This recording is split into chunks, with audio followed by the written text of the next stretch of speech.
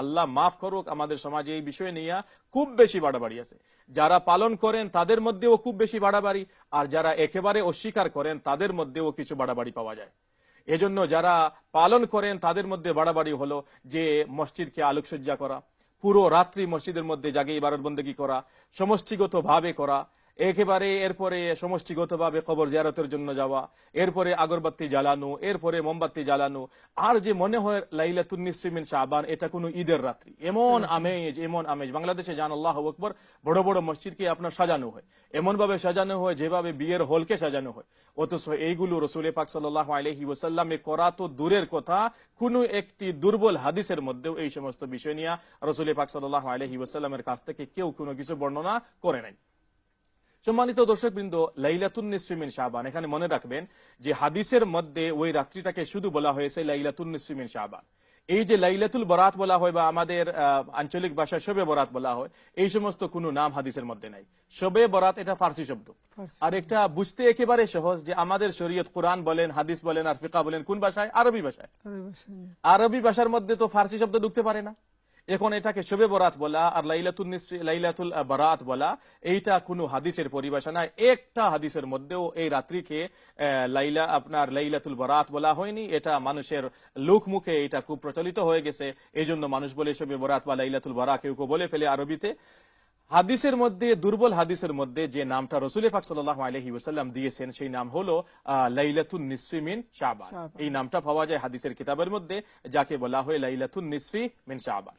সম্মানিত দর্শকবৃন্দ, আমার কথা আপনারা একটু যারা শবে বরাত পালন করেন আল্লাহর ওয়াস্তে নারাজ হবেন না, একটু আমাদেরকে বুঝতে হবে।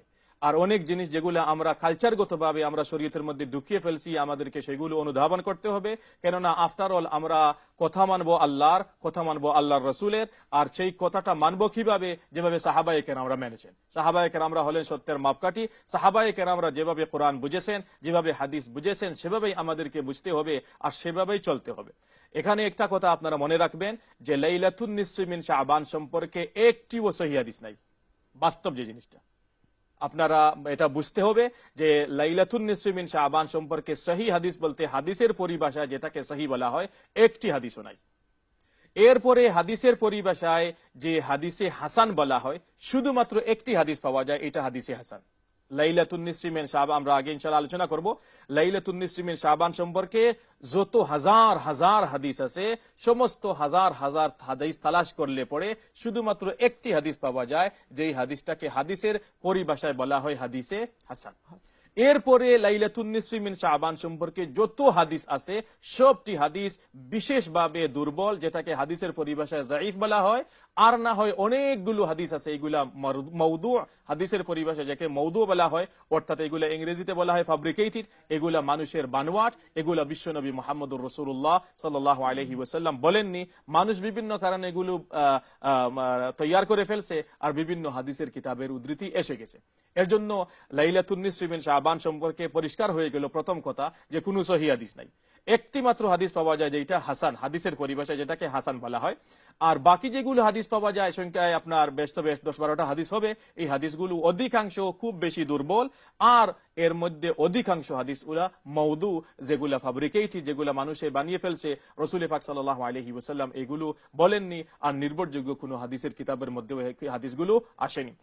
সিহা সিত্তা নামক যে আমাদের কাছে 6টা কিতাব আছে, বুখারী শরীফ, মুসলিম শরীফ, আবু দাউদ শরীফ, তিরমিজি শরীফ, নাসাই শরীফ, ইবনে মাজাহ শরীফ, এই সিহা সিত্তার মধ্যে থেকে 4টি কিতাবের মধ্যে এই ব্যাপারে কোনো উদ্ধৃতি নাই। বুখারী, মুসলিম, আবু দাউদ আর নাসাই, এই যে 4টি কিতাব, এই 4টি কিতাবের মধ্যে লাইলাতুন নিসফি মিন শাবান সম্পর্কে একটিও হাদিস নাই। শুধুমাত্র 2টি কিতাবের মধ্যে কিছু হাদিস পাওয়া যায়। একটা হলো তিরমিজি শরীফে একটি হাদিস পাওয়া যায়, আর ইবনে মাজাহ শরীফের মধ্যে 3টি হাদিস পাওয়া যায়। সম্মানিত দর্শকবৃন্দ, শুধুমাত্র তিরমিজি শরীফের মধ্যে একটি হাদিস পাওয়া যায়, এটাও যায়িফ হাদিস। আর ইবনে মাজাহ শরীফে 3টি হাদিস পাওয়া যায়, এর মধ্যে একটা হচ্ছে মওদু, একটা হচ্ছে ফ্যাব্রিকেটেড, আর 2টা বিশেষভাবে এগুলাকে বলা হয় যে একটু নিম্ন স্তরের যায়িফ। এই হাদিসগুলো আপনার ইবনে মাজাহ শরীফে আছে। তাহলে বোঝা গেল সিহা সিত্তার মধ্য থেকে 4টি কিতাবের মধ্যে নাই, শুধুমাত্র 2টি কিতাবের মধ্যে আছে। তিরমিজিতে একটি আছে, আর ইবনে মাজাহর মধ্যে 3টি আছে। তিরমিজিতে যে একটি আছে তাও দুর্বল, আর ইবনে মাজাহতে যে 3টি আসছে এর মধ্যে একটা হলো মওজু, এটা বানোয়াট, আর 2টা আছে বিশেষভাবে এগুলো যায়িফ, দুর্বল হাদিস। জাযাকাল্লাহ মাওলানা, আজকে অত্যন্ত গুরুত্বপূর্ণ কথা কিন্তু আপনি বলে দিয়েছেন। জাযাকুমুল্লাহ খাইর।